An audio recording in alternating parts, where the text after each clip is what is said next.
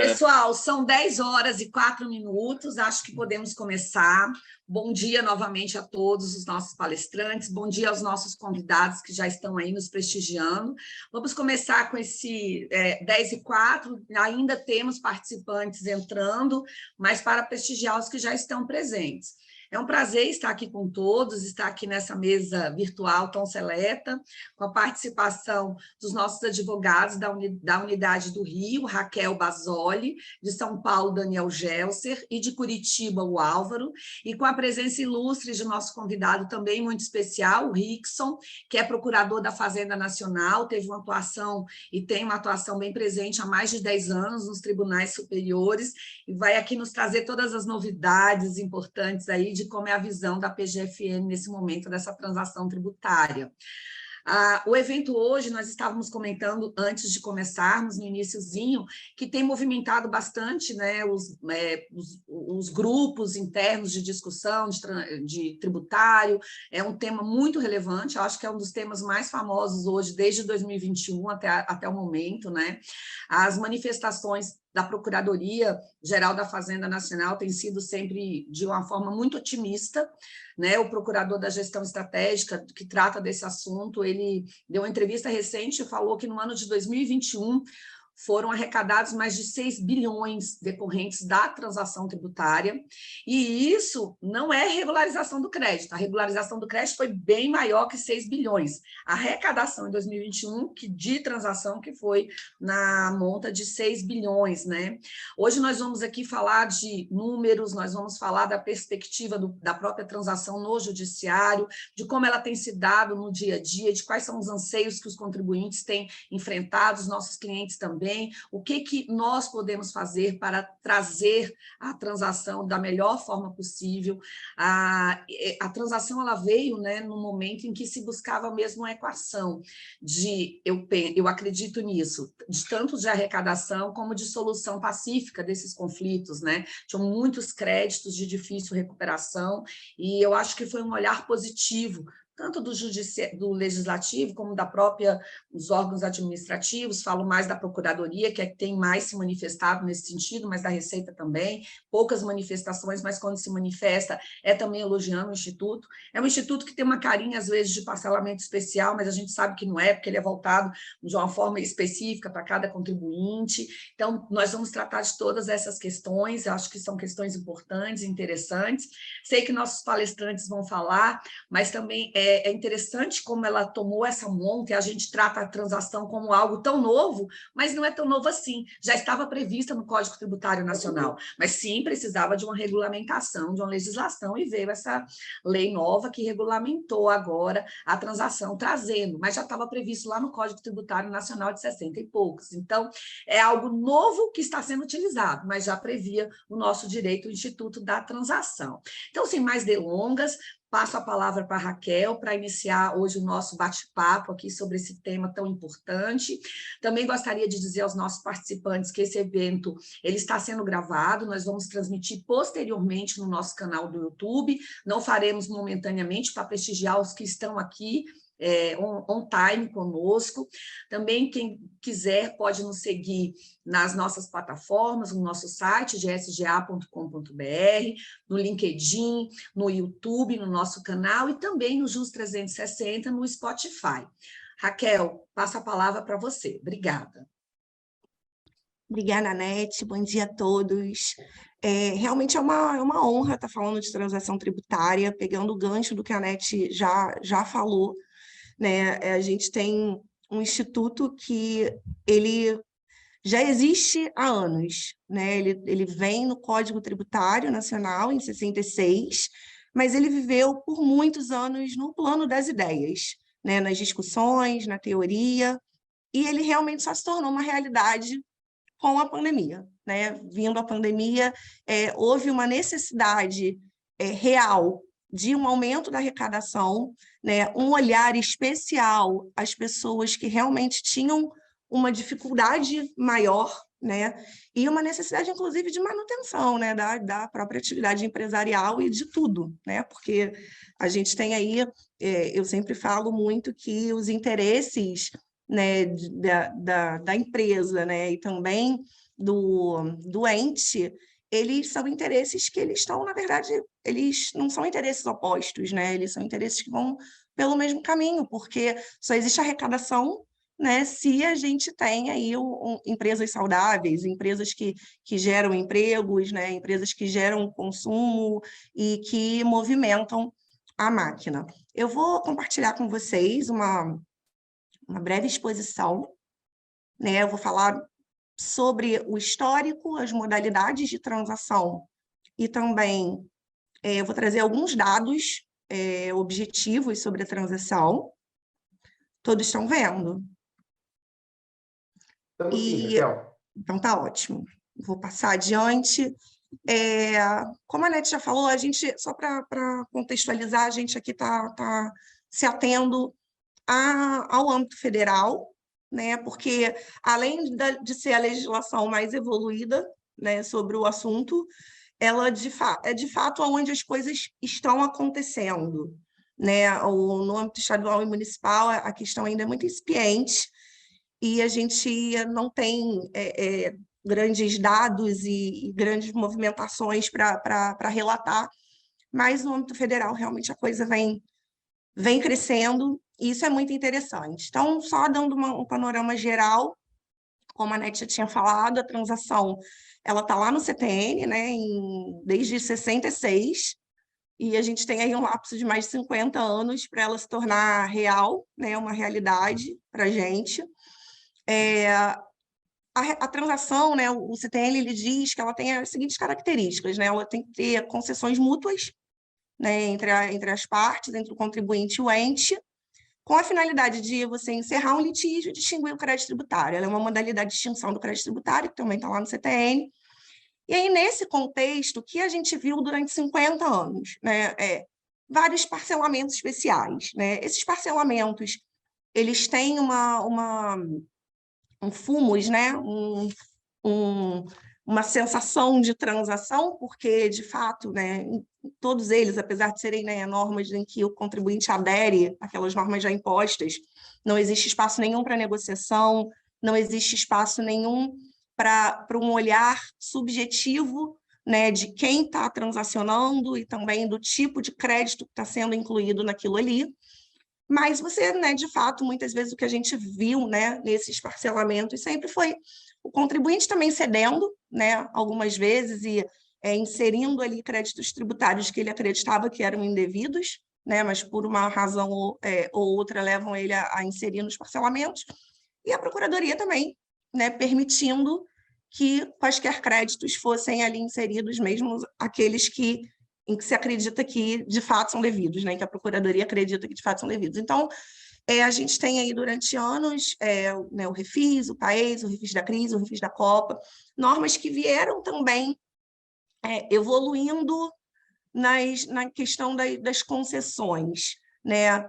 Algumas mais restritivas, outras mais permissivas, mais interessantes. Enfim, em 2015, a gente tem o novo CPC, né, que já não é mais novo, né, o CPC de 2015, que traz a previsão do negócio jurídico processual. E aí a gente começa a ter um outro olhar, né, sobre a questão da transação. Mas, de qualquer forma, isso demorou 5 anos para se tornar uma realidade, né? O negócio jurídico processual, ele, né, existe legislação sobre o tema, isso foi... Mas não foi algo que foi extremamente aderido, né? E realizado, na verdade, na prática. E aí vem a lei, em 2020, né, a 13988, trazendo a transação tributária, né, federal, né, para a nossa realidade. Vem a portaria da Procuradoria, né, de 2020 também, regulamentando isso. E aí, de 2020 a 2022, a gente tem a Procuradoria, de fato, atuando na regulamentação e na viabilização das transações, né? Isso fica limitado aos créditos inscritos em dívida ativa durante um tempo, o que gera também um certo contencioso, mas isso tudo tem que resistir muito, gente, para não dar spoiler do que os outros vão falar. Mas, enfim. em 2022, a gente tem a 14.375, né, que altera a legislação de 2020, mas, na verdade, a gente vê que ela foi quem trouxe o incentivo, né, a normas mais claras, um poder de negociação maior, né, uma discricionariedade tanto do lado da fazenda, né, da receita, insere a receita, né, na possibilidade de transação, né, os créditos tributários ainda no âmbito da Receita Federal, e ela é quem começa realmente a colocar fogo no parquinho, né? E aí a gente começa com as regulamentações, né, posteriores, Procuradoria na frente da Receita, né? E até a gente até entende que isso tem uma relação com o próprio histórico, né? Antes você só tinha a possibilidade de débitos inscritos em dívida ativa, então a Procuradoria já tem uma expertise nisso, né, há mais tempo do que a Receita. Logo depois vem a Receita, e aí só um dado curioso, sem dar spoiler, coisas que eu ouvi em outras, né, em outros painéis, muito interessante em relação a esse caráter um pouquinho mais permissivo, né, da portaria da Receita, né? Por quê? Por que isso? E aí eu ouvi por 2 vezes algo bastante interessante relacionado à situação do crédito tributário, né? Ao momento do crédito tributário.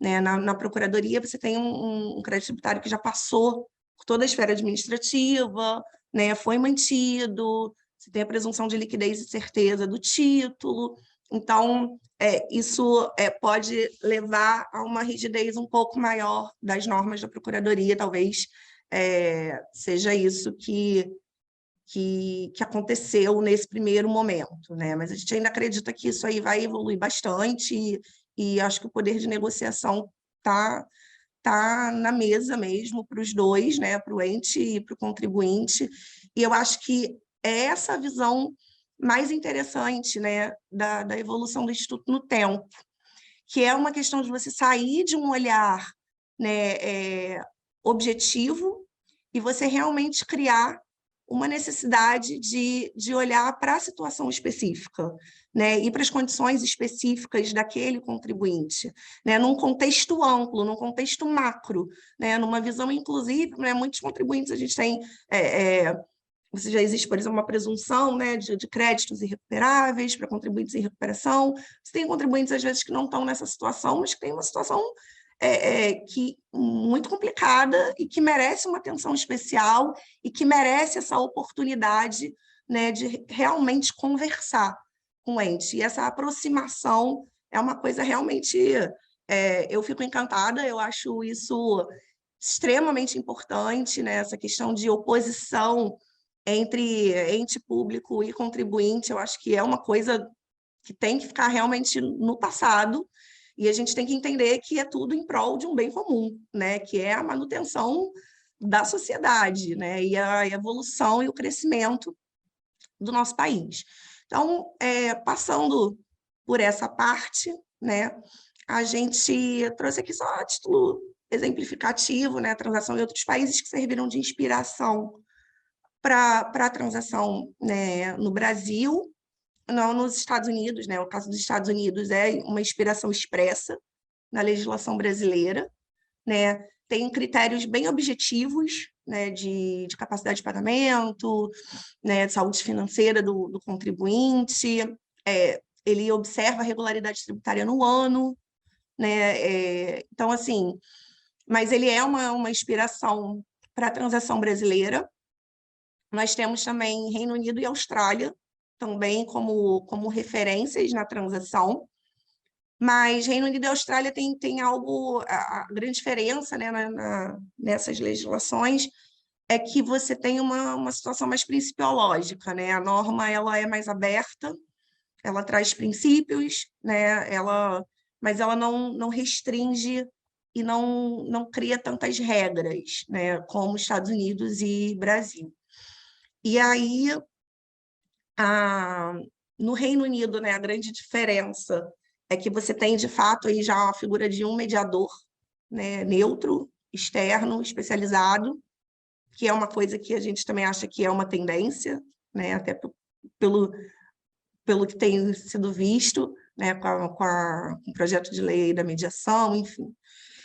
E, nesse contexto, a gente tem uma situação que o que a gente até já ouviu assim, de positivo, né, para o Brasil, é que o Brasil, apesar de ter pego como inspiração, né, esses lugares que estão à frente nisso, né, o Brasil ele veio com uma transparência muito grande, né? O objetivo, assim, realmente né, a Procuradoria se disponibilizando né, a colocar dados à disposição do contribuinte, e aí sim a gente tem no Reino Unido, Austrália, Estados Unidos, a gente fica muito também atrelado à análise da legislação, porque a gente não consegue, os dados, né, não são disponibilizados, e nisso o Brasil realmente está dando um show, né? A gente consegue ter uma transparência bem maior e que possibilita que o contribuinte realmente analise mais do que a legislação, analise o que de fato está acontecendo na realidade. Então, isso aqui foi só uma cerejinha aí para o bolo, mas vamos passar para as modalidades de transação, que eu vou falar muito rapidinho, porque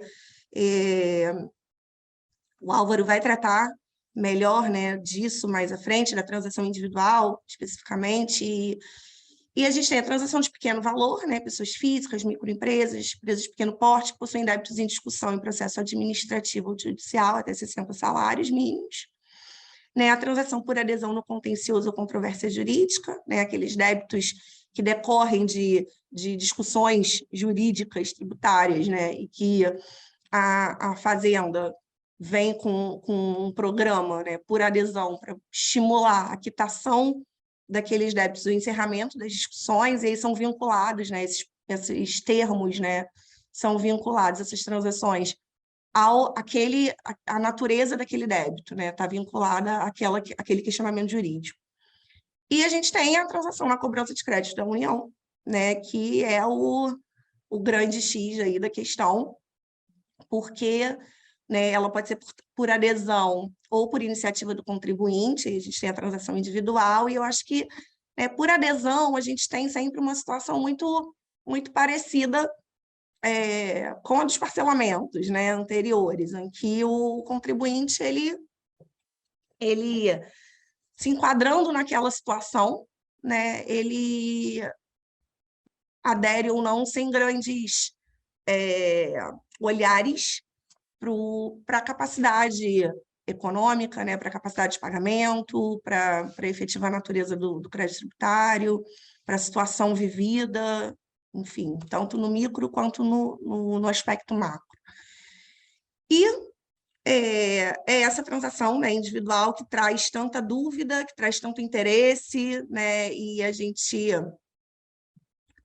passa aí a trazer um pouquinho dos dados, né, específicos sobre isso no âmbito federal. Só para contextualizar de onde a gente tirou isso, né, como a gente chegou nisso, a gente obteve esses dados de relatórios do INSPER, né, que é um Instituto Educacional de São Paulo, que tem um centro, né, um núcleo tributário e tem um instituto, né, tributário que tem um observatório de transações.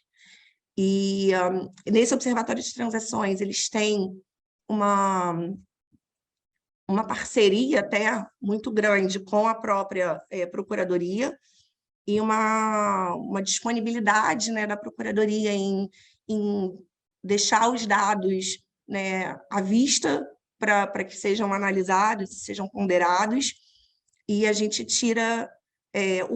tirou alguns dados do terceiro relatório, que já é um relatório que está disponibilizado, no quarto relatório ainda não foi disponibilizado, mas já foi apresentado, então a gente conseguiu as relações, né, as informações macro também já refletindo aqui 2022. E aí, nesse ponto, só antes de entrar no slide específico, até puxando um gancho do que a NET falou, né, que até 2021 você já tinha aí um número X, né, de transações, muitas transações em curso, mas considerando transações por adesão também, e até parcelamentos especiais ao final, e você tem um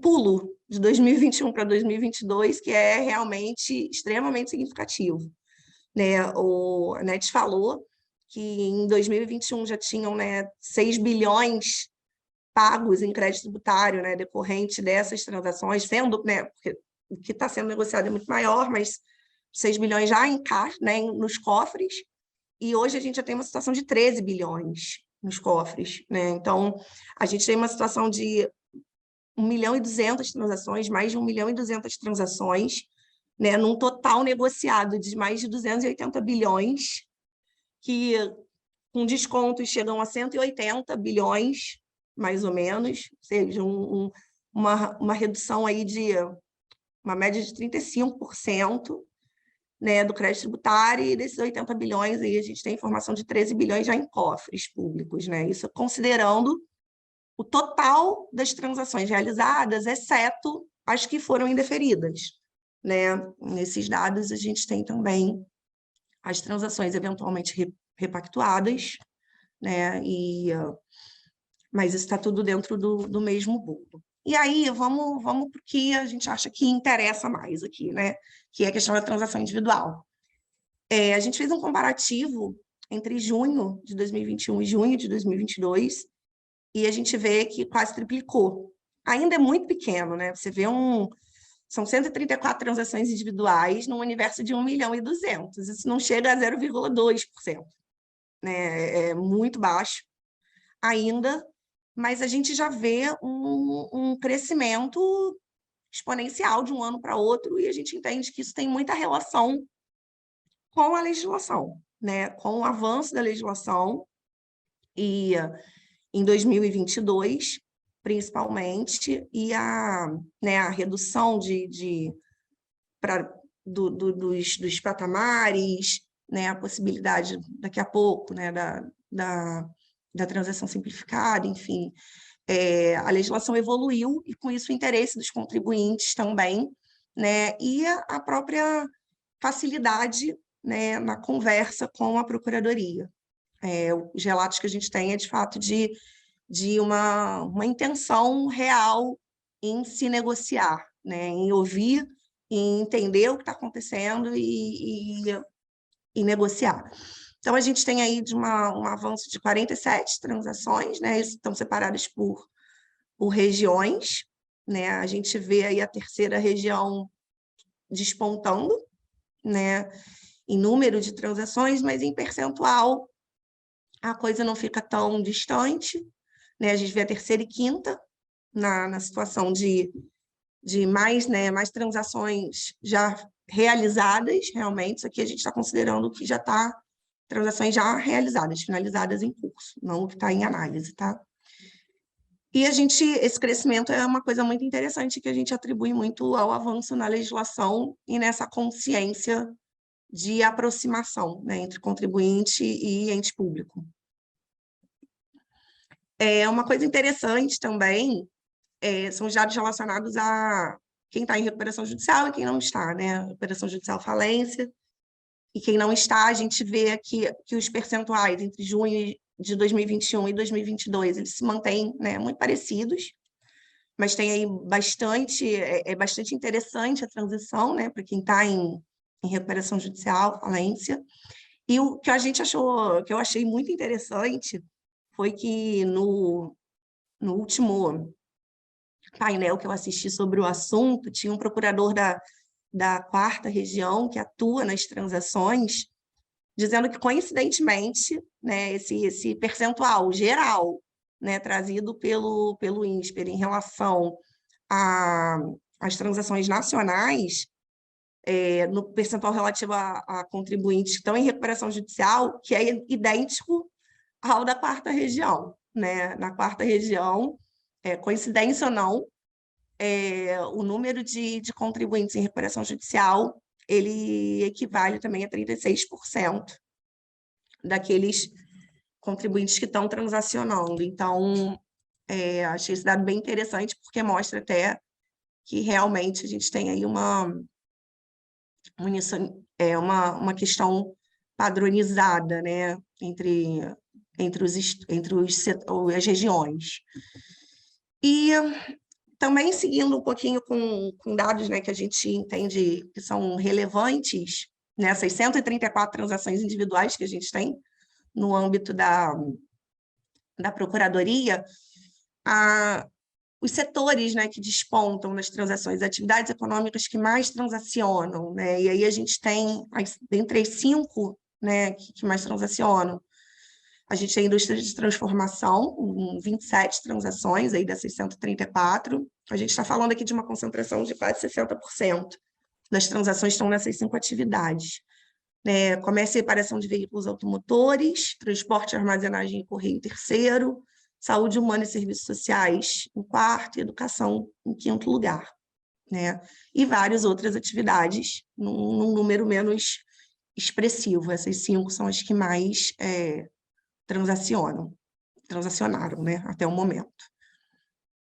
A gente até, também curiosamente, né, saúde está dentro dessas 5, e saúde é uma coisa que, algumas vezes também, em alguns painéis, é utilizada como exemplo, né, de um olhar, da necessidade de um olhar mais social, até, para determinados contribuintes no momento da transação.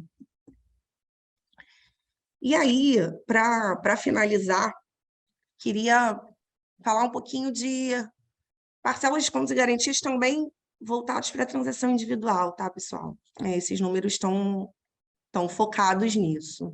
Esses dados, eles foram tirados do relatório de 2021, de junho de 2021. Esses dados específicos a gente ainda não tem no relatório, né? Não foi disponibilizado o relatório de 2022, mas já dá para a gente ter uma ideia, até pelo crescimento, uma ideia do que vai vir, né? Do que E, vem por Raquel, aí. esse tema é super interessante, dos números, chama a nossa atenção, e eu sei que você já está finalizando, porque a gente tem os outros temas todos que temos que tocar ainda, então te peço para dar uma finalizadinha.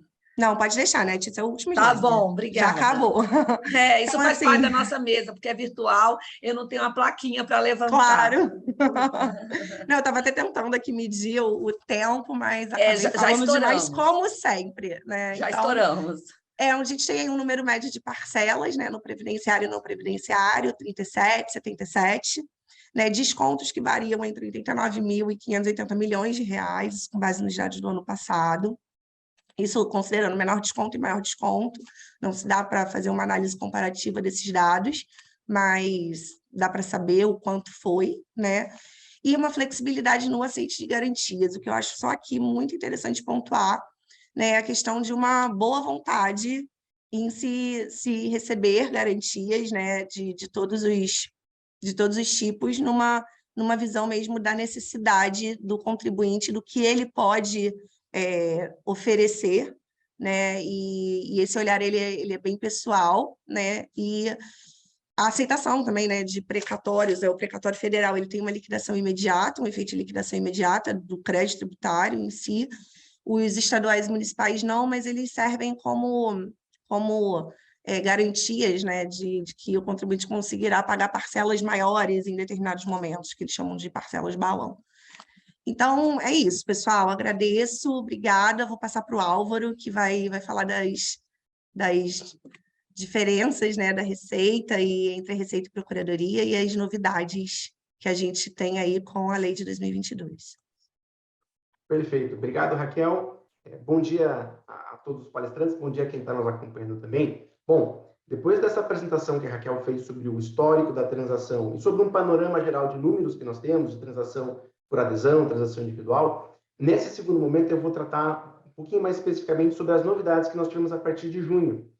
No mês de junho de 2022, nós tivemos a promulgação da Lei 14.375, que alterou bastante a lei de transação de 2020. Alterou no sentido de não só ampliar os benefícios, mas também de tornar a transação mais abrangente, incluindo a Receita Federal no jogo. Então, a gente comenta que parece que a partir de junho de 22, a transação incorporou, né, de vez. E logo na sequência da lei nós tivemos, o que foi bem interessante, portarias da PGFN, atualizando as suas normas de transação, e também da Receita, trazendo essa regulamentação inicial das transações na Receita. Foi uma resposta super rápida que nós tivemos dos órgãos, não tinha um prazo previsto para isso, ainda bem que foi rápida essa resposta, e agora parece que o tema realmente engrenou, e os números que a Raquel mostra comprovam isso. Se a gente olhar as transações individuais, elas tiveram uma explosão a partir de junho, né, de 2022, um aumento, né, elas quase dobraram em relação a tudo que a gente já tinha desde 2020, quando o Instituto foi criado. Bom, a minha parte da apresentação, que eu também vou prestar para vocês, ela trata de bastante informação, mas eu vou tentar ser bem objetivo por duas razões. A primeira é que eu estou bem ansioso para ouvir a parte do Rickson, quero ouvir as considerações da PGFN, e a segunda é que o Daniel, que é o palestrante que vai falar depois de mim, ele tem um controlinho que corta o meu microfone. Então, eu vou procurar ser bem objetivo com as informações, mas com relação, se houver alguma dúvida, não tem problema, a gente volta no espaço de perguntas. Bom, então eu vou projetar aqui. Se alguém não estiver vendo, por favor, me avise. Álvaro, Oi. só antes de você começar, só queria dizer para os nossos participantes que nós podemos mandar perguntas pelo Q&A, e no final vamos responder. Obrigada, Álvaro.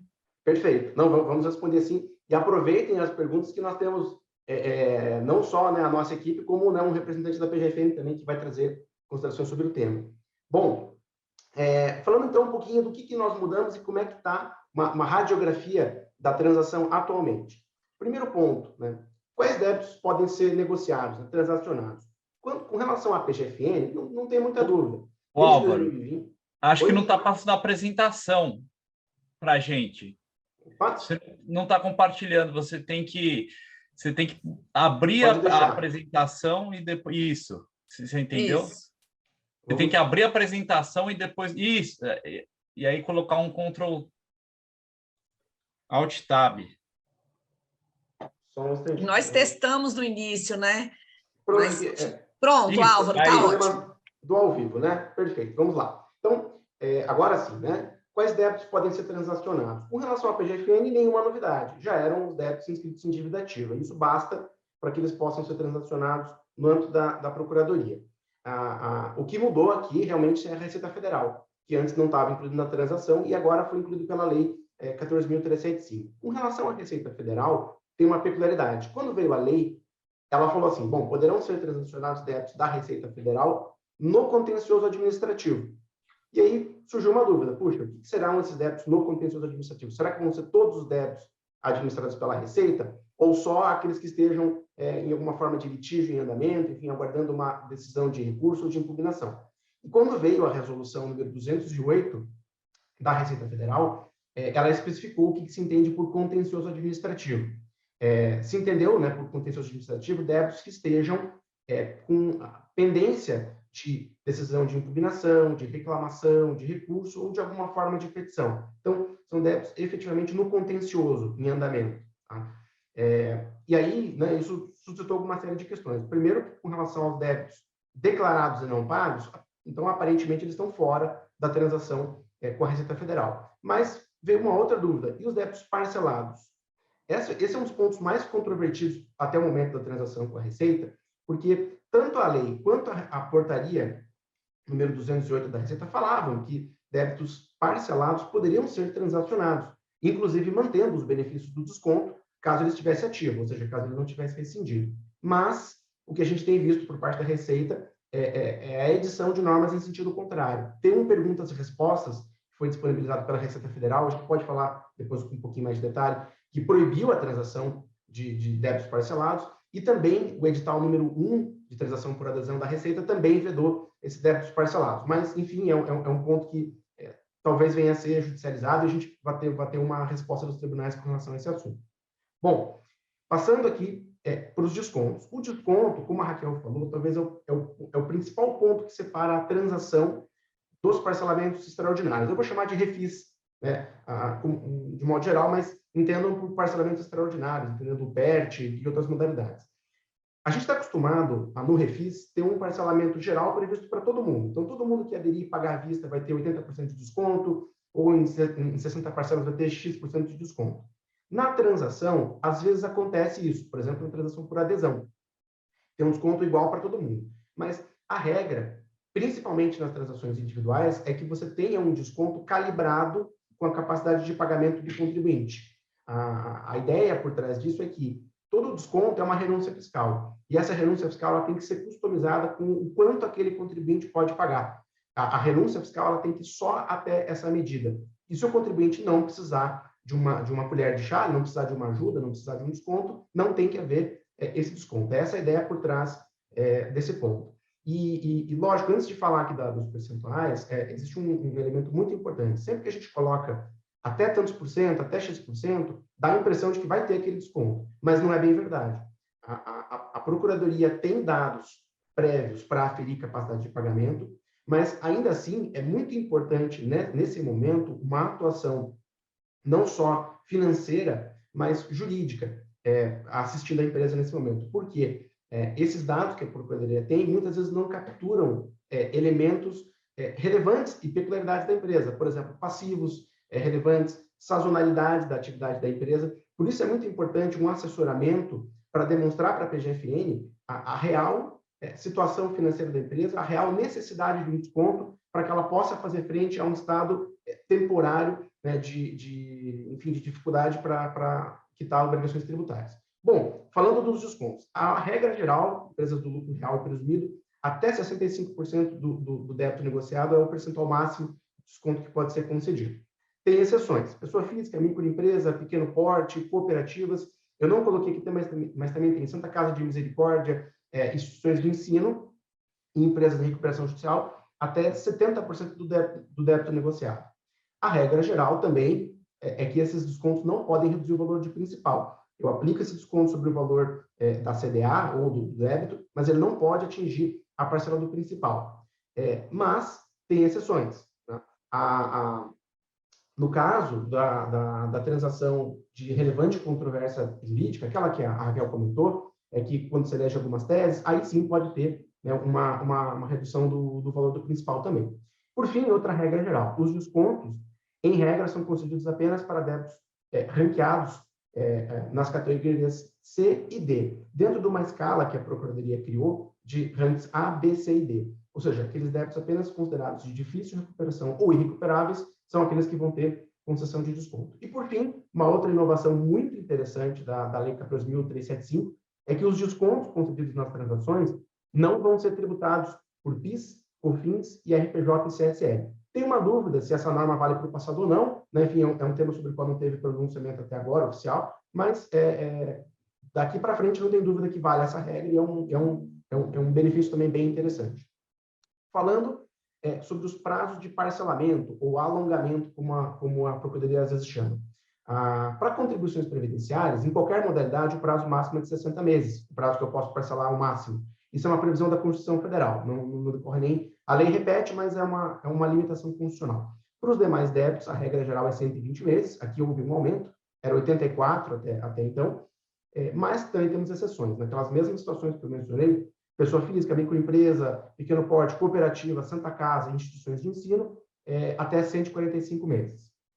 Bom, vamos falar um pouquinho das principais modalidades de transação, como é que elas estão hoje. Eu não vou falar aqui daqueles dois tipos especiais, que são as transações de pequeno valor, que são até 60 salários mínimos, e também as transações de relevante controvérsia jurídica. Vamos falar só das três principais. A transação por adesão, que é aquela, como a Raquel mencionou, que se assemelha muito ao parcelamento extraordinário, aquela feita via sistema. A segunda modalidade, que também já existia, que é por proposta individual, que é aquela em que efetivamente a Procuradoria e o contribuinte sentam na mesa para negociar. E, por último, uma novidade, uma feliz novidade, que veio com a lei de junho agora, que são as transações por proposta individual simplificada, que visam, como o nome diz, né, simplificar esse instituto e permitir que um número maior de contribuintes possam fazer propostas individuais com a Procuradoria ou com a Receita Federal também. Bom, sobre a proposta por transação, a transação por adesão, perdão, não houve muita mudança aqui. Essa modalidade, ela se assemelha muito a um contrato por adesão. O fisco ele disponibiliza editais com condições previamente determinadas para os contribuintes, e o contribuinte, avaliando aquela situação, ele pode aderir ou não dentro daquelas situações que estão previamente estabelecidas. Então, aqui, realmente é uma realidade que se assemelha, a adesão é via sistema, então se assemelha ao que nós tínhamos com os parcelamentos extraordinários. E foi onde a gente teve, né, como a Raquel comentou, um grande número de adesões, principalmente por conta dos editais da PGFN durante a Covid. Então, o que nós temos nessa modalidade? Abertos na PGFN hoje, principalmente a transação extraordinária e a excepcional, que foram aquelas criadas em 2020, durante a pandemia, e foram sendo, por diversas vezes, postergadas, e elas estão vigentes até 31 de outubro. Essa informação ela é bem importante, porque essas transações são bem abrangentes, então elas contemplam praticamente todos os débitos, né, passíveis de transação, e o prazo para adesão, para quem tem interesse em regularizar, é 31 de outubro. A diferença entre as duas é que uma dá descontos, né, para débitos recuperáveis e de difícil recuperação, e a outra não. A outra é para débitos que não se enquadram nessas categorias, mas tem prazos bem interessantes de parcelamento. E detalhe, já estão com os novos prazos máximos previstos em lei. E na Receita Federal? Na Receita Federal, a transação por adesão ela começou em junho agora, com a nova lei, e os primeiros editais foram publicados 2 semanas atrás, que são os editais número 1, para débitos irrecuperáveis, e o edital número 2, que é para débitos de pequeno valor. Lógico, são editais de uma abrangência bem menor, mas é natural, porque a Receita Federal está começando com a transação por adesão, então, naturalmente, né, ela vai, nesse primeiro momento, testar essa ferramenta lançando editais um pouquinho mais limitados. A nossa expectativa é que, assim como houve com a PGFN, a Receita venha lançar em breve editais por adesão mais abrangentes. Bom, falando da proposta por transação, a transação por proposta individual. Esse aqui é o modelo mais customizado de transação que existe. É quando o contribuinte elabora um plano de recuperação, um plano de amortização, expõe, né, a sua situação, expõe as condições em que ele vai conseguir superar aquele débito e senta para negociar com a PGFN. Aqui, sem dúvida nenhuma, é onde a modalidade que mais exige, né, um assessoramento da empresa, porque, sem exagero, fazendo uma metáfora, é como se fosse, a proposta individual de transação é como se fosse uma petição inicial de uma recuperação judicial da empresa, só que no âmbito tributário voltado especificamente para a PGFN. Aqui na proposta individual, o contribuinte vai apresentar o seu histórico, vai apresentar os detalhes da sua atividade, qual é a sua geração de receita, enfim, aonde o calo está apertando, o que gerou a situação de dificuldade econômica, e vai sentar para negociar. E o âmbito de negociação é super amplo, ele pode incluir, por exemplo, uma carência para pagamento, ele pode pactuar ali capitalização das parcelas. Olha, eu quero começar pagando prestações mais altas para depois pagar mais baixo, ou o contrário, né, fazer um escalonamento. Ele pode definir, até de acordo com sazonalidades da atividade do contribuinte, os meses em que vão ter parcelas mais altas. Então, por exemplo, olha, a minha atividade, eu tenho receitas muito concentradas em janeiro e em julho. Né? As instituições de ensino, por exemplo, eu quero carregar um pouquinho mais os pagamentos aqui. Então, é onde você tem um âmbito maior de liberdade mesmo. Antes, elas estavam limitadas a débitos superiores a 15 milhões de reais na PGFN. Esse limite, felizmente, baixou para 10, e ainda se estabeleceu essa exceção. Débitos superiores a 1 milhão que estejam garantidos podem entrar também na proposta individual. E na Receita Federal, né, o limite seguiu os 10 milhões, que é o limite que a PGFN reduziu, então seguiu o mesmo valor, e já está disponível a partir de 1º de setembro no ECAC. A gente não tem notícia ainda de um deferimento de transação nessa modalidade na Receita Federal, porque ele é bastante recente, mas já está disponível para o contribuinte fazer a sua proposta. A simplificada, como o próprio nome já diz, ela visa simplificar um pouco o que nós temos na proposta individual comum. Por quê? A proposta individual comum, né, como eu relatei para vocês, exige uma elaboração de um plano complexo de recuperação, inclusive com a apresentação de demonstrações contábeis, que muitas vezes as pequenas empresas não têm, e tudo mais. Então, na simplificada, a ideia é disponibilizar um formulário para o contribuinte e exigir menos informações dele para propor essa transação tributária. No caso da PGFN e da Receita Federal, ela foi instituída para débitos que estejam de 1 milhão até 10 milhões, né? Nos dois casos, elas não estão disponíveis ainda. Na PGFN, elas vão começar a valer a partir de 1º de novembro desse ano, e na Receita Federal, a partir de 1º de janeiro do ano que vem. Então, e tem uma diferença entre elas, mas eu vou falar lá na frente, né? A PGFN, nessa modalidade, ela não aceita a utilização de prejuízo fiscal, ao passo que a Receita Federal não veda. É uma diferença que tem entre os dois órgãos nessa modalidade. Bom, um ponto bastante polêmico, né, e caminhando aqui para os meus pontos finais, é a utilização de prejuízo fiscal em base negativa. Isso foi a novidade mais comentada da Lei 14.375, chamou muita atenção dos contribuintes, criou-se uma grande expectativa, né, em relação a esse tema, e a lei, quando veio, trouxe assim, né, poderá ser utilizado o prejuízo fiscal em base negativa da CCL para a quitação de débitos em transações. Então, isso gerou, né, bastante comentário e bastante expectativa. Quando vieram as portarias da PGFN e da Receita Federal, nós vimos que elas disciplinaram isso de formas diferentes. A PGFN trouxe restrições maiores. Primeiro, a PGFN dispôs que só vai aceitar o prejuízo fiscal em base negativa na transação individual comum, ou seja, excluindo a por adesão e a simplificada. Em ambos os casos, né, o prejuízo fiscal e a base negativa vão poder amortizar principal, juros, multas e encargos, né? Na PGFN até teve uma resistência no início, mas depois a portaria foi revista, então hoje aceita-se o prejuízo fiscal para quitar todas as parcelas integrantes do débito que vai ser transacionado. Na PGFN, instituiu-se que o prejuízo fiscal à base negativa só vão poder ser utilizados para quitar débitos de difícil recuperação ou irrecuperáveis, e apenas de forma excepcional, ou seja, quando esgotadas todas as tentativas de usar outros créditos em meios do pagamento do contribuinte. A Receita Federal, por sua vez, não limitou a modalidade em que vai poder ser utilizada, ela, pelo contrário, prevê que vai poder ser utilizada em todas as modalidades de transação, mas na portaria 208 tem uma expressão de que, né, esses créditos de prejuízo fiscal e base negativa serão utilizados a exclusivo critério da Receita Federal. Então, a experiência vai nos mostrar o quão vai ser rigorosa ou não essa aceitação de prejuízo fiscal e base negativa pela Receita Federal nos próximos meses. O fato é que a PGFN já trouxe expressamente limitações maiores do que a Receita Federal. E, por fim, um outro tema que foi objeto da Lei 14.375 é a possibilidade do contribuinte utilizar para a transação, para a quitação de débitos transacionados, créditos reconhecidos em sentença e créditos de precatórios judiciais. Bom, a possibilidade dos precatórios já era reconhecida pela PGFN mesmo antes dessa lei. Então, quanto a isso, nenhuma novidade, já se aceitava precatórios federais, é importante comentar, que podem ser próprios ou de terceiros. Quando veio essa previsão na lei, lógico, a grande expectativa que se tinha era com relação aos créditos que são decorrentes de decisão judicial, mas que não são objeto de precatório judicial. Por exemplo, aqueles créditos habilitados perante a Receita Federal para realizar compensações administrativas. A dúvida que veio e esses créditos vão poder ser utilizados em transações tributárias? Bom, nós não temos até o momento nenhum pronunciamento formal da PGFN e da Receita Federal sobre o assunto. A portaria da Receita Federal poderia ter sido mais específica sobre esse tema, mas não foi.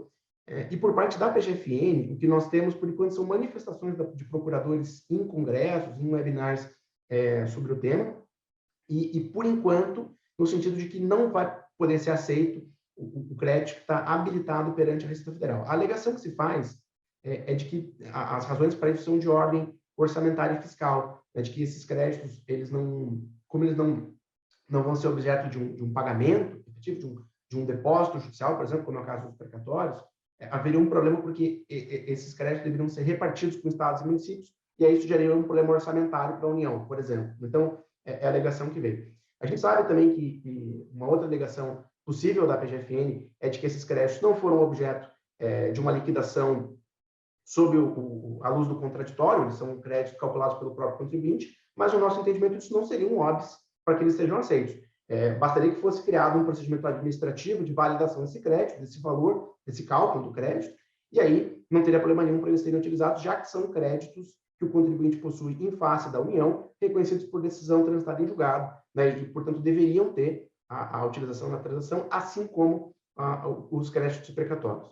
Bom, eu Em síntese, era isso da minha parte. Eu peço desculpa pelo excesso de objetividade. Foi, de fato, bastante informação que nós tivemos, né, a partir de junho desse ano. Eu peço desculpa por não ter aprofundado algum assunto, mas eu fico à disposição para as perguntas que a gente imagino que vamos ter sobre esse assunto. Obrigada, Álvaro. Eu passo a palavra para o Daniel. Bom dia a todos. Eu vou compartilhar já aqui a minha tela.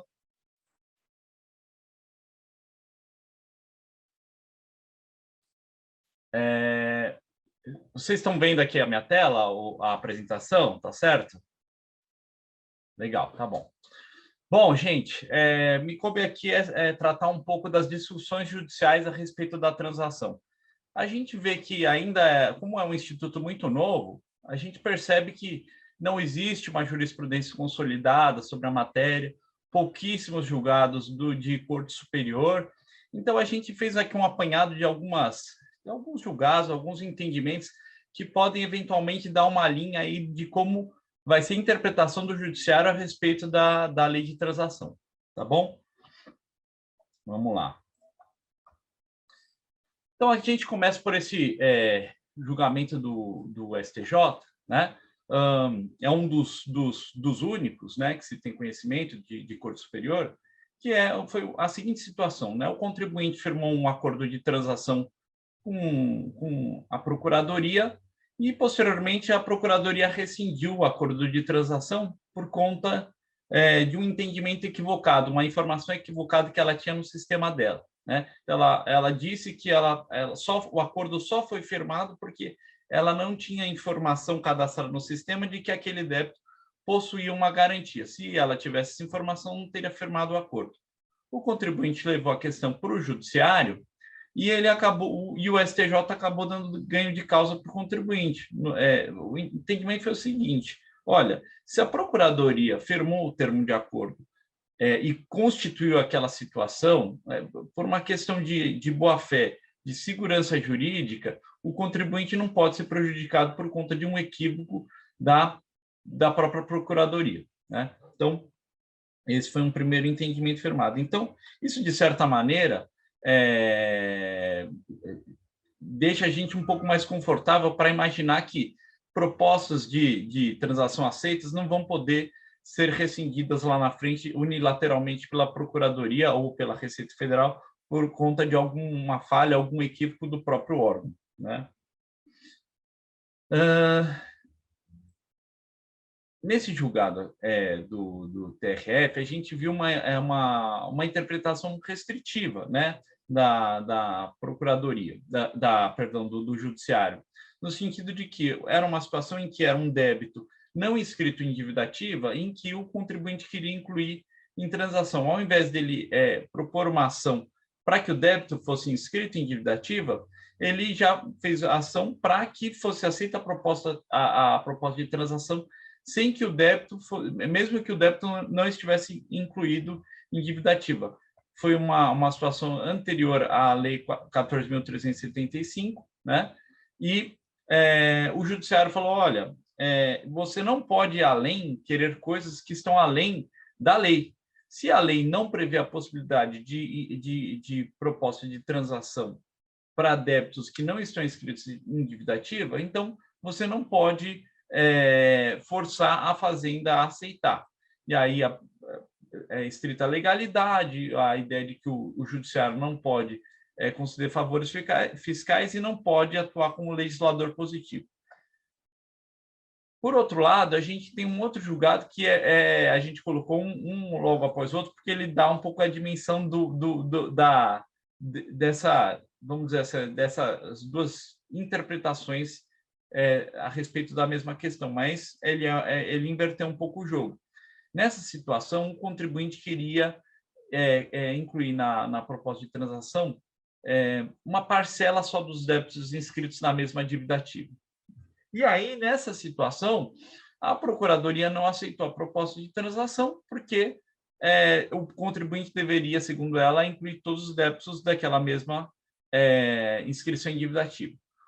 A questão foi levada ao Judiciário e aí, nessa situação, o Judiciário falou, olha, a Procuradoria não pode criar exigências que não estão, critérios, exigências, vedações, que não estão na lei. Então, se não tem previsão legal de que não é possível incluir parcela dos débitos da mesma dívida ativa, então a Procuradoria não pode criar essa exigência. Então, é interessante a gente notar que, de um lado, né, quando o contribuinte quis ir um pouco além do que estabelece a lei, o Judiciário negou esse direito. E, por outro lado, quando a Procuradoria criou condições que não estavam previamente previstas na lei, também o Judiciário foi contrário a isso, né? E aí, aqui a gente colocou com uma questão que vem sendo bastante, uma estratégia, vamos dizer assim, que vem sendo bastante adotada para a inclusão de propostas de transação de débitos não inscritos em dívida ativa, que é pedir para ser feita a inclusão do débito em dívida ativa. Recentemente saiu uma reportagem no Valor, né, acho que até foi ontem, se eu não me engano, dando essa notícia de que diversas empresas vinham pleiteando a inscrição dos débitos em dívida ativa para que pudessem incluir na proposta de transação, né? E aí, o Judiciário, a gente tem visto que o Judiciário tem reconhecido esse direito na medida em que, vamos dizer assim, não existe também um prejuízo para a Procuradoria, para ninguém, né? É um direito do contribuinte, e aí para poder exercer o seu direito de incluir na proposta de transação. Então, nos parece que é uma estratégia um pouco equivocada pleitear a inclusão de débito não inscrito em dívida ativa. O ideal é pleitear a inscrição em débito em dívida ativa para que, então, seja feita a proposta de transação. Parece que esse é o caminho mais fácil a conseguir a inclusão de um débito em transação, né? Esse é um outro julgado bastante interessante que, né, foi também anterior à nova portaria da Procuradoria, que era uma limitação que estabelecia antigamente uma limitação de débitos com valor superior a 15 milhões, né? Foi levada a questão ao Judiciário para que fosse aceita a proposta de transação de débitos em valor inferior aos 15 milhões, e aí o Judiciário também negou esse direito, dizendo aqui o fundamento principal é a total discricionariedade da Procuradoria para aceitar as propostas de transação e que a transação é baseada totalmente num juízo de oportunidade e conveniência, né? E aí a gente vai ver como isso esse tipo de julgamento, esse tipo de entendimento, vamos dizer assim, isso pode levar cada vez mais a gente compreender, sair um pouco do que dos critérios, vedações, restrições dispostos em lei, para entender quais são os critérios e condições que são considerados pela Procuradoria, né? E a gente vai ver na próxima discussão como isso é relevante. Como já foi dito, né, a gente teve um movimento, vamos dizer assim, muito grande de interesse que cresceu muito sobre a proposta sobre a transação recentemente. Um desses fatores que a gente tem visto também é a possibilidade de utilização de prejuízo fiscal.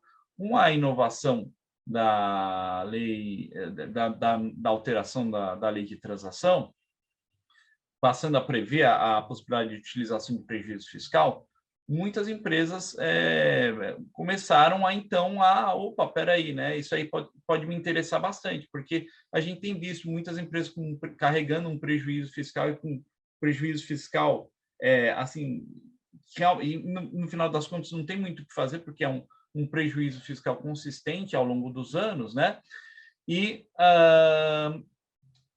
passou a existir uma oportunidade de utilização desse prejuízo fiscal na nova lei, na alteração da lei, né? Só que veio, então, a portaria da Procuradoria dizendo que não era possível a utilização de prejuízo fiscal.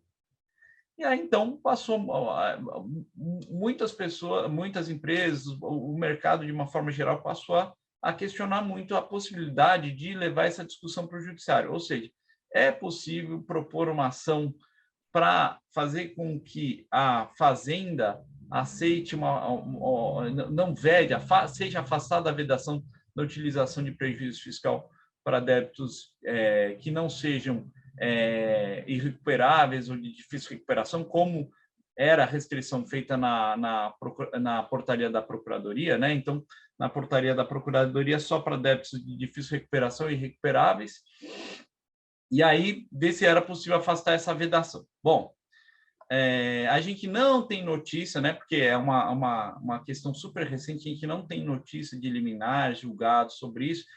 Então, a gente colocou aqui algumas dos argumentos favoráveis e contrários a essa discussão, né? Em primeiro lugar, o artigo 171 do CTN, que é a matriz legal ali da transação, né? Então, o artigo 171 diz que os critérios e condições da transação são aqueles estabelecidos em lei. Então, se a lei não prevê essa restrição para a utilização de prejuízo fiscal somente para débitos de difícil recuperação ou irrecuperáveis, não poderia a portaria da Procuradoria fazer essa restrição. E aí reforça um pouco isso, essa ideia, essa teleologia da norma, no sentido de que quando a lei previu alguma restrição, ela fez essa restrição para débitos irrecuperáveis e de difícil recuperação em relação aos descontos. Então, essa restrição na lei só tem para os descontos. Quando ela trata dos benefícios da lei, e aí fala de prejuízo fiscal, ela não trata. Então, a teleologia da norma era não restringir a utilização do prejuízo fiscal para os débitos de difícil recuperação e irrecuperáveis. E o artigo 14, quando ele trata de como a PGN pode disciplinar as questões que a Procuradoria-Geral pode regular, disciplinar da transação, não trata a respeito das condições para aceitação de prejuízo fiscal, né? Não está dentro daquilo que poderia ser disciplinado pela Procuradoria. E o último ponto é que a portaria da Receita Federal, não reforçando um pouco essa linha de raciocínio, a portaria da Receita Federal não prevê a mesma restrição que a portaria da PGFN. Então, de uma forma geral, a lei, teleologia da lei, ela não, em tese, pelo menos, pretendia que fosse feita essa restrição. Só que a gente tem um lado também, vamos dizer, os argumentos contrários a essa ideia, que é basicamente o seguinte, um pouco a lógica, de uma forma geral, da transação, né? O artigo 11, quando, no parágrafo 1º-A, ele diz o seguinte, ele diz que a utilização de prejuízo fiscal fica a critério exclusivo da Procuradoria e da Receita Federal e é uma excepcionalidade, ou seja, é excepcional. Então, a gente tem, de um lado, uma ideia de que a lei traça alguns critérios, as condições, as vedações, etc., mas, ao mesmo tempo, a gente tem a outra visão de que a transação é discricionária, ela é um juízo de conveniência e oportunidade pura e simples da Procuradoria. Então, a gente vai precisar ver um pouco como o judiciário vai se portar, como a jurisprudência vai caminhar, no sentido de vamos buscar mais os critérios ali definidos na lei e afastar um pouco essas vedações, essas restrições feitas pela Procuradoria, ou então a jurisprudência vai caminhar cada vez mais no sentido de entender que a transação ela é realmente ela está sujeita ali à discricionariedade da Procuradoria e da Receita e a critérios de conveniência e oportunidade, pura e simplesmente. Então, a gente precisa ver um pouco como a jurisprudência vai caminhar, se vai ser num sentido ou em outro. Hoje está muito cedo para a gente saber como que isso vai ficar, mas é legal a gente rastrear essas discussões. Era isso, muito obrigado. Eu passo a palavra aí para o Rickson, que é quem todo mundo espera aí para ouvir, né? Obrigado. Tá ótimo, Daniel, obrigada. Rickson, agora a palavra está com você, nos brinde solucionando todas as nossas inquietações.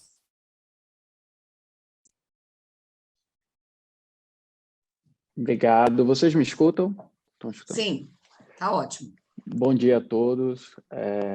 Agradeço o convite do Gaia, a pessoa da ANET, do Dr. Matheus, que foi quem fez o contato inicial. Queria parabenizar também o Álvaro, o Daniel e a Raquel pela apresentação. E aqui já faço uma advertência, né, que, muito embora muitos dos temas tem um cunho, da minha fala, tem um cunho extremamente pragmático, eles não vinculam necessariamente a instituição da qual eu faço parte. Então, são opiniões, são reflexões, são discussões com os colegas e que, eventualmente, em algum caso concreto, vocês podem encontrar alguma posição um pouco, tanto quanto diversa. São temas realmente bastante calientes, eu diria até, e que demandam realmente uma reflexão. Eu queria começar, né, falando da dimensão, né, que é conversa um pouco com o que a Raquel nos trouxe, né, em termos de dados, pela pesquisa tão ampla do INSPER, que aí publiciza, né, todo o trabalho que tem sido feito.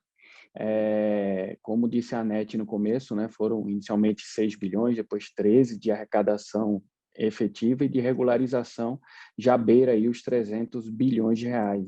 Para vocês terem uma dimensão disso, isso equivale aproximadamente ao PIB do Uruguai. Então, é uma gama de regularização extraordinária de créditos tributários, que vem dentro de um contexto, né, da Procuradoria já de redução da litigiosidade. Esse projeto começou há cerca de uma década, né, quando a Procuradoria percebeu que deixar vamos dizer assim, a resolução do passivo tributário tão somente para um órgão como o Poder Judiciário não estava trazendo grande benefício, seja para a própria Procuradoria, seja para o próprio contribuinte, né? Então, apostar em resoluções, né, do Poder Judiciário tem vários problemas, dentre eles o principal, que eu diria que é o tempo, né? Em que, se eventualmente a gente estivesse falando, por exemplo, de execução desses créditos tributários, muito possivelmente nunca que executaríamos uma quantidade tão grande de recursos em um pouco espaço de tempo. Da mesma forma, o contribuinte também nunca teria uma regularização em um contato tão próximo da Procuradoria se não fosse mediante esse instrumento. Então, é uma relação de ganha-ganha. E isso tem propiciado realmente uma aproximação e uma convergência de interesses que tem, vamos dizer assim, sensibilizado de parte a parte, tanto uma visão do fisco, né, quanto uma visão do próprio contribuinte, da percepção do negócio, de entender a capacidade de pagamento das empresas e todos esses fatores que estão relacionados à transação. Isso enriquece, né, a política fiscal brasileira e enriquece também o conhecimento do contribuinte, aproxima o contribuinte do fisco. E uma das coisas, né, abrindo um parêntese, que talvez seja uma dificuldade, que é a questão da cultura organizacional, né? A Procuradoria, a gente passa por um momento de transição no sentido das pessoas, porque, embora as organizações, né, elas sejam instituições e muito maior do que as pessoas que lá estão, as pessoas, elas têm uma contribuição muito forte para a cara da instituição e para os movimentos que são tomados. E agora, na Procuradoria, a gente está vivendo um elemento ímpar, que são a ascensão daqueles procuradores que têm 10, 15, 20 anos de casa, que são as pessoas que estão mais antenadas com essas novidades, são as pessoas que estão mais sensíveis à mudança e não têm compromissos tanto com aquele conservadorismo, com aquele padrão de ser. Nada que... Então, às vezes, algumas instituições da administração tributária possam pecar um pouco na velocidade por elas estarem um tanto quanto atreladas a situações geracionais, né, de relacionamento com o contribuinte e de, vamos dizer assim, sensibilidade às novidades. Mas, passado esse contexto, né, o Álvaro, a Anete e o Daniel e a Raquel me passaram alguns questionamentos de âmbitos gerais, né, que tem um alcance pragmático muito forte, e que eu vou, a partir de agora, seguir esse roteiro como uma forma de tentar ilustrar e dar concretude a tudo que a gente já discutiu até então. Deixa eu só recuperar aqui rapidamente. Então, uma das questões, né, que se fala muito é a questão da abertura da Procuradoria, né? A Procuradoria ela sempre é associada aos órgãos do Poder Judiciário, né? Às vezes, talvez, pegasse um pouco do ranço de um fechamento, né? Então, às vezes, a gente que lida muito, né, nos tribunais encontra, né, padrões diversos. Há juízes em que o atendimento é mais fácil, há ministros que o atendimento é mais fácil, há ministros que o atendimento é mais difícil, há juízes que o atendimento é mais difícil e desembargadores, enfim. Então, há uma pessoalidade muito forte em termos de poder judiciário. Embora exista um padrão, um direito e um dever de se cumprir o Estatuto da OAB, a gente sabe que nem sempre isso se dá dessa forma. A Procuradoria, também como, vamos dizer assim, integrante desse ecossistema, não agia de maneira diversa. E aí eu lembro de experiências aqui na Procuradoria de São Paulo, de colegas que realmente tinham dificuldade de atender advogados do contribuintes, etc. Isso mudou sensivelmente, né? Inclusive, há cerca de uns 3, 4 anos atrás, a OAB no âmbito federal atuou fortemente nisso e houve regulamentações em termos de portarias. Então, hoje o acesso ele é muito mais fácil e não depende necessariamente da sensibilidade específica de um ou outro colega. Então, esse acesso à Procuradoria ele é extremamente normatizado. Trazendo para a ideia das transações, no que se concerne, sobretudo, as transações de natureza individual, que demandam realmente um trato, uma conversa maior, uma análise de dados maior, então é natural que, nesse caso, as reuniões aconteçam com maior frequência. Não que outros tipos de transações não possam acontecer atendimentos ao contribuinte, é possível sim, no entanto, será uma reunião basicamente de troca de fornecimento de informações, né, padronizadas, porque a lei e o edital já dá um parâmetro fixo e objetivo do que deva ser feito. Aí tem uma outra questão, né, que relacionada à ideia do relacionamento da Procuradoria com o contribuinte, diz respeito a, que foi me questionado aqui, a possibilidade, né, já dentro de um processo de negociação. Então, no primeiro momento, você tem aquela possibilidade de acesso, e aí você tem tanto o portal do Regularize, como, eventualmente, e-mails do chefe do grande devedor, do chefe da dívida local, enfim. E aí, uma vez passada essa etapa, né, desse contato inicial, vem a curiosidade e num sentido mais amplo da palavra, num sentido estrito ou jocoso, mas saber como funciona efetivamente os próximos passos dentro da Procuradoria em termos de transação.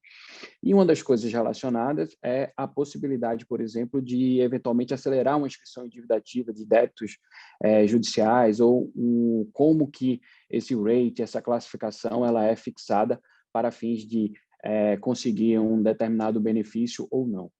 No primeiro momento, no que diz respeito à aceleração da inscrição em dívida ativa, né, também de forma recente, de uns 3, 4 anos para cá, nós conseguimos regulamentar essa atividade, porque havia uma dificuldade muito grande entre envio da dívida para a Procuradoria por parte da Receita. Nem sempre a Receita cumpria determinados prazos. Hoje já há decreto, portaria regulamentando e, em regra, os prazos são de até 90 dias. Então, isso curta um pouco mais o processo, o que significa que, uma vez enviado à Procuradoria, é feito o controle e, daí, é feita a inscrição e, se for o caso, o ajuizamento. Então, essa aceleração, a princípio, ela não é algo que está, vamos dizer assim, na pauta do dia, mas, eventualmente, se há uma demanda dentro de um contexto de transação tributária, e desde que, naturalmente, já tenha havido o envio da Receita para a Procuradoria, aí sim é possível, eventualmente, negociar algo nesse sentido. Agora, como a Procuradoria ela não tem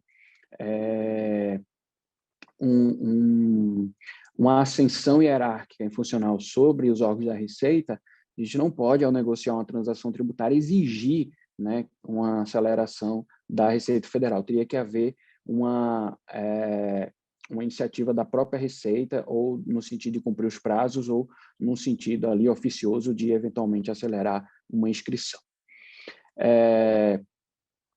Sobre a questão da capacidade de pagamento, né, que é algo que tem bastante influência sobre as transações individuais.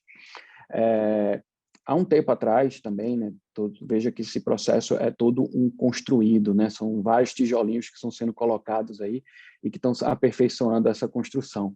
Há um tempo atrás foi feito todo um recorte da dívida ativa da União e foi estabelecida uma classificação de recuperação dos créditos.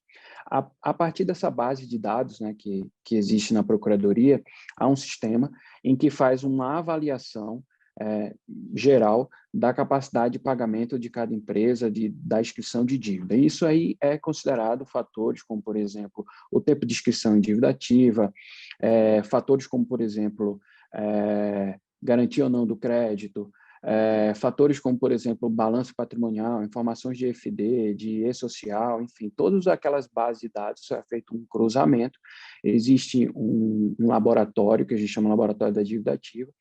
Esse laboratório tem uma métrica própria de análise desses dados e estabelece ali uma classificação que varia de A a D. E sendo que as empresas e os grupos econômicos classificados em C e D são aqueles realmente de difícil recuperação e irrecuperáveis. A partir desse momento é que há um foco maior nesse tipo de dívida, porque, naturalmente, como eu falei, há de haver a necessidade de se olhar os dois lados do balcão. Então, não há necessidade, por exemplo, da Procuradoria oferecer grandes benefícios para quem tem uma capacidade de pagamento sadia. E, ao contrário, há uma necessidade de oferecer grandes benefícios para quem tem dificuldade de pagamento, sobretudo para débitos de natureza irrecuperável, ou seja, se realmente aquilo não iria nem ser arrecadado, a possibilidade daquilo ser arrecadado e oferecer uma vantagem para que isso aconteça é algo que está realmente na pauta da Procuradoria e faz todo o sentido. Então, essa capacidade de pagamento, né, que a gente chama de CAPAG, ela leva em consideração esses fatores. Isso significa que esse processo é estanque e que a empresa não pode, eventualmente, pedir a revisão dessa classificação da CAPAG?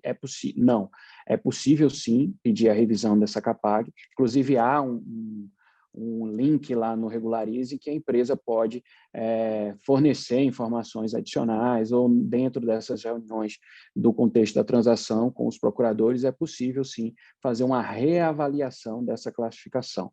Então isso não é estanque e ela está sim sujeito a novas informações.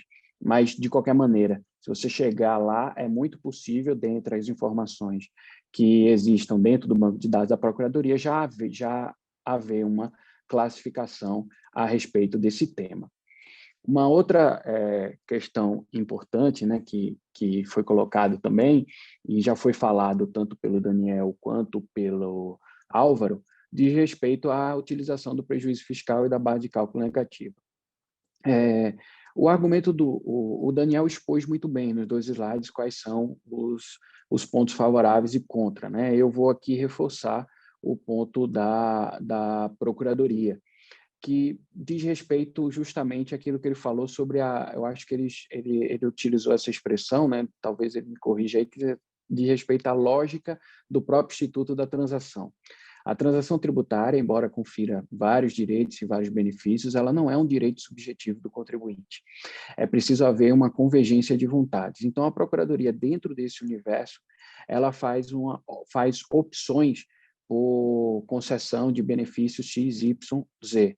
Inclusive, o sistema, né, relacionando a capacidade de pagamento, ele dá percentuais de desconto que, naturalmente, não são percentuais construídos de maneira, vamos dizer assim, extremamente subjetiva. Há acordos de transação tributária em que o desconto é 63,7%. Então, não foi uma pessoa que chegou naquele percentual de maneira específica, e sim uma construção a partir de base de dados em que o sistema, né, dá ali uma possibilidade de desconto. Tendo em vista, então, a natureza do próprio Instituto e da inexistência de um direito subjetivo específico a um benefício X, Y, Z, a utilização do prejuízo fiscal e da base de cálculo se insere nesse contexto. Então, a um primeiro momento, né, o que se fez foi restringir esse benefício às classificações C e D. Isso não significa que num eventual futuro próximo ou mesmo longínquo, isso não possa ser modificado. Como foi bem tratado aqui, isso foi fixado apenas em portaria, o que dá muito mais margem de alteração e o que torna o processo de alteração muito mais simples. Então, isso é possível, sim, se houver uma demanda, se houver um interesse, se isso significar um incentivo maior à adesão a transações, isso naturalmente pode sim vir a ser modificado, porque, como está colocado, não há uma razão de ser especificamente legal, constitucional, mas assim uma decisão com base num critério que se considera a recuperabilidade e o interesse da Fazenda Nacional na regularização daqueles créditos. Então, é uma lógica maior que faz parte do sistema e que pode, sim, eventualmente comportar. Tanto que, como vocês fizeram, a própria Receita já abre essa possibilidade, embora deixe lá, né, a critério único e exclusivo do órgão fiscal, essa utilização. Há também uma questão sobre grupo econômico, né? Se considera, por exemplo, na capacidade de pagamento outras empresas do grupo econômico, sim, se considera, né, para a formação dessa CAPAG. Inclusive, é interessante que nos programas de regularização haja o reconhecimento de grupos econômicos de fato, isso eventualmente tira mais litigiosidade, porque muitas das discussões sobre corresponsabilidade, sobre sujeição passiva, acabam redundando em discussões eternas no judiciário, via exceção de pré-executividade, alguns DPJs, enfim, embargos à execução, que não são producentes, sobretudo pelo fator tempo. Novamente, aqui, a questão do tempo influencia bastante. Uma outra questão que foi falada aqui, né, que foi me passado aqui no roteiro para finalizar, diz respeito, aí foi até uma questão que o Álvaro chegou a comentar, e foi objeto também de pergunta da nossa audiência, que diz respeito à possibilidade, por exemplo, de utilizar um crédito reconhecido, o transitado julgado, enfim, habilitado na Receita para fins de redução ali de pagamento na transação tributária. Por ora, isso ainda não foi devidamente regulamentado. Há uma discussão muito forte sobre essa questão, porque, como ainda não houve ainda um acertamento específico, fica difícil da Procuradoria homologar esse crédito. Além do que, há uma dificuldade também sobre o alcance da própria coisa julgada, porque é uma discussão forte hoje no STJ, principalmente, e possivelmente no STF. Já há uma decisão, inclusive, salvo engano, no ministro Gilmar, sobre o alcance dessa coisa julgada, a depender do processo, se tratar de uma ação ordinária, de um mandado de segurança e etc. Há uma dificuldade sobre a interpretação disso, sobre a possibilidade de você, por exemplo, pedir a restituição administrativa, fazer a compensação em anos anteriores e coisas do gênero. Então, isso precisa ser melhor certificado para daí a gente ter a segurança para efetivamente incluir esses créditos para fins de transação. E um fator importante, e eu nem toco nessa questão do Pacto Federativo sobre a transferência de renda, mas é realmente a possibilidade, aí talvez a gente veja isso acontecer no futuro próximo, que é a integração da transação entre Receita e Procuradoria.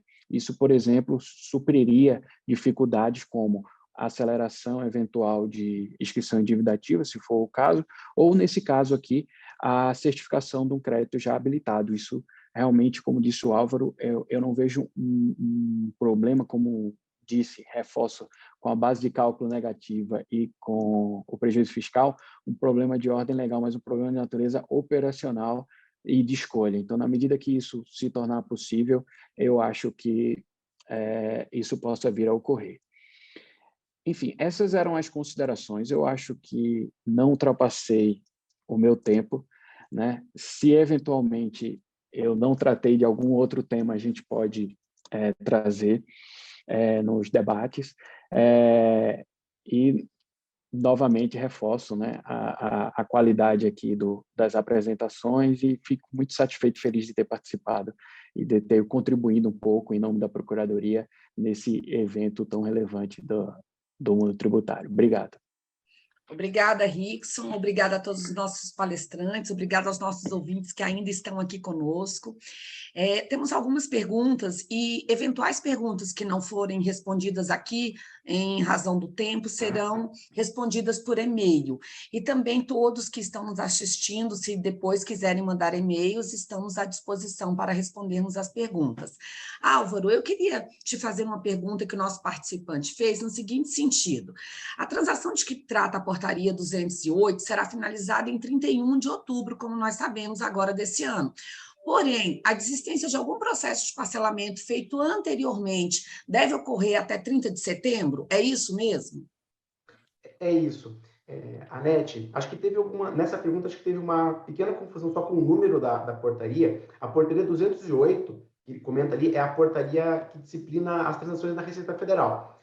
Mas a pergunta está certa. A portaria que ele está se referindo é a portaria da transação extraordinária e excepcional da PGFN. Essas que eu comentei, né, que foram prorrogadas até 31 de outubro. E, de fato, tem esse prazo lá. O ato da PGFN que postergou, né, as transações excepcional e extraordinária até 31 de outubro, também determinou que o contribuinte que esteja em transações anteriores, excepcional e extraordinária, e que vai desistir para fazer essa repactuação, ele tem que desistir até 30 de setembro. Então, é um bom aspecto, lógico, pela forma abreviada da minha apresentação, não entrou nesse detalhe, mas é um prazo importante. A adesão até 31 de outubro, mas a desistência de uma modalidade anterior até 30 de setembro. Isso mesmo, muito obrigada. Temos de estar atentos a esses prazos que são diversos. Rickson, eu queria te dirigir uma pergunta no seguinte sentido. Contribuinte que tem uma decisão transitada em julgado favorável a ele, como, por exemplo, exclusão da base de cálculo do ICMS, do PIS e da COFINS, exclusão da base desses tributos. Ele poderia negociar esse crédito como forma de compensação parcial da dívida tributária, por exemplo, multa, juros, e depois parcelar o saldo da dívida conforme os critérios de alguma dessas modalidades? Meu áudio já tá liberado. Foi aquilo que eu falei no finalzinho da minha apresentação, né? A gente tem aquelas dificuldades que eu mencionei, e é preciso analisar para ver se esse crédito decorre de uma ação ordinária, de um mandado de segurança, se ele já está liquidado, né? Porque a grande dificuldade é essa. Inclusive, a gente tem, por exemplo, no âmbito judicial, discussões sobre o tamanho dos honorários nesse crédito. Então, você entra lá com ação ordinária para discutir, sei lá, 5 anos para trás de base de cálculo de PIS e da COFINS, ganha processo, e aí vai ter que fazer essa liquidação onde? Na Receita. E antes da liquidação, os advogados estão entrando com a execução dos honorários.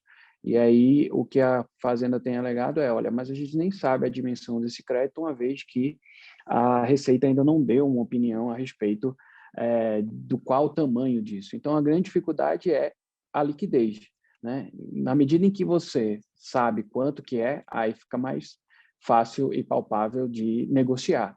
Mas, enquanto isso, embora tenha ocorrido o trânsito em julgado, que parece que finaliza a questão, né?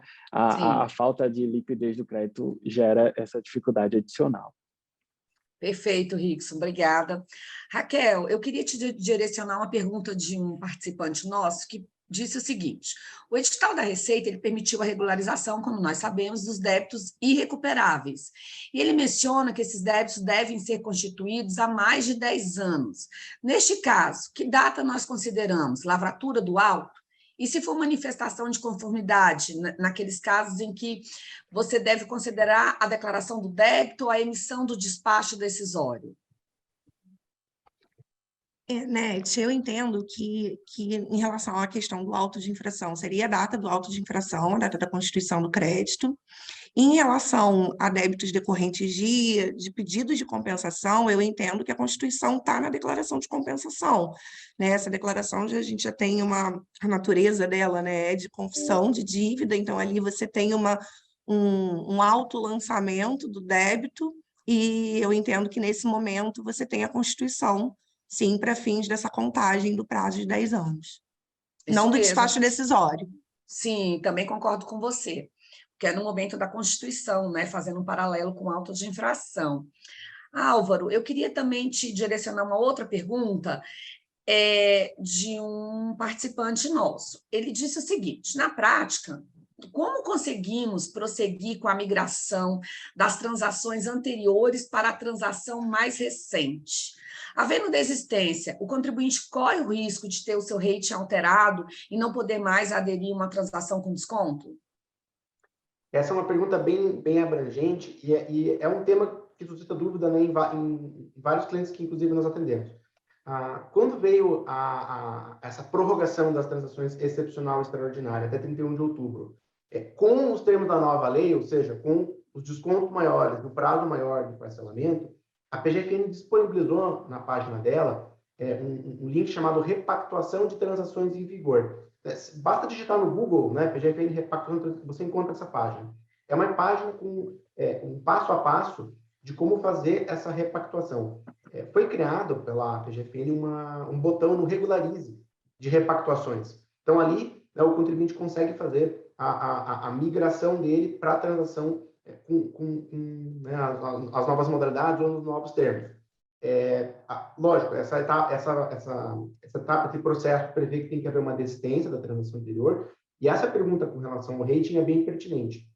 Por coincidência, a gente tem acompanhado um caso exatamente nessa situação que nós agendamos uma reunião com a PGFN, via Regularize, para tratar sobre esse rating, em que nós vamos expor, olha, o contribuinte aderiu a uma transação extraordinária, né, ele acredita que ele deveria ter sido enquadrado, na verdade, né, no rating C, porque teve uma queda de receita significativa durante a pandemia, e na transação excepcional, esses contribuintes eles recebem um rating diferente, né? Tem como a gente tratar com a PGFN sobre a classificação de pagamento desse. Então, para situações em que o Regularize não apresenta de forma muito clara a classificação de pagamento, né, de recuperabilidade nesses casos, nós recomendamos justamente essa procura por meio do Regularize, e a Procuradoria rapidamente agendou uma reunião para tratar conosco sobre esse assunto. Obrigada, Álvaro. Obrigada mais uma vez a todos os nossos participantes que estão aqui. É uma honra ter vocês conosco. Espero que tenhamos agregado algum valor nesse tema tão importante que tem sido a transação tributária. Nós estaremos, como unidade institucional, como escritório, acompanhando todas as modificações e mantendo a todos informados nos nossos canais de comunicação. YouTube, esse evento estará sendo transmitido no nosso canal e eventuais outros eventos sobre o tema. Também no LinkedIn, no YouTube, no Spotify, no nosso canal JUS 360. E também no nosso próprio site, gsga.com.br. Agradeço, então, enfim, a participação de todos. Muito obrigada, Rickson, pela sua presença, que abrilhantou o nosso evento. Muito obrigada, Raquel, Daniel e Álvaro. E muito obrigada a todos os nossos parceiros que estão aqui nos assistindo. E surgiu, finalmente, mais uma pergunta que eu gostaria que fosse respondida. Eu vou fazer a pergunta e deixar os nossos palestrantes à vontade para quem quiser responder. Finalmente, uma das últimas perguntas aqui que foi colocada agora por um participante. Considerando que a Receita não aceita a transação de débitos parcelados, seria possível desistir de parcelamentos e solicitar a inscrição em dívida ativa para transacionar na PGFN? Então, encerraremos o nosso evento com essa resposta. Anete, ela é bem parecida com uma pergunta que eu acabei respondendo aqui por texto mesmo, com um outro participante. Existe, sim, essa possibilidade. Até alguns clientes nos questionaram isso. Mas é preciso analisar com bastante cautela. Então, só para trazer esse contexto. A Receita Federal não aceita transacionar débitos parcelados, ainda que com parcelamento rescindido. Então, na Receita Federal, aparentemente, esse caminho está fechado. Existe a possibilidade da empresa deixar de pagar o parcelamento, esse parcelamento rescindir, o débito ficar devedor, ser inscrito em dívida ativa, e aí passado para a PGFN, transacionar na PGFN, já que não tem restrição na PGFN, sim, existe essa possibilidade. Mas tem dois agravantes que a empresa tem que considerar, que são bem importantes. Primeiro, nessa passagem da Receita para a PGFN, na inscrição em dívida ativa, existe um acréscimo legal de 10%, que pode chegar a 20% se o débito for executado. Então, esse custo precisa ser considerado. E o segundo é que no intervalo entre a rescisão do parcelamento até a transação com a PGFN, todo esse caminho que o débito vai percorrer até a inscrição em dívida e a transação, esse débito vai ficar devedor. então a empresa vai perder acesso à CND nesse momento. A gente, como o Daniel viu, conhece de decisões judiciais que aceleram essa inscrição em dívida ativa, mas por enquanto não é uma situação, essa aceleração não é muito tranquila. Então, tem que colocar na conta que a empresa pode ficar um período sem acesso à CND, além desses acréscimos que são legais, né, decorrentes da inscrição em dívida ativa que eu mencionei. Muito bem observado. Então, é uma opção que deve ser analisada em cada caso concreto. E acrescentar mais um ponto é que, além do que, não há garantia de que vai ser aceita a transação, né? Então, ele desiste de um parcelamento que está vigente, está tudo sendo pago, e aí vai tentar uma transação que não há nada que garanta que a transação seja aceita, e aí ele não tem nenhuma coisa nem outra, né?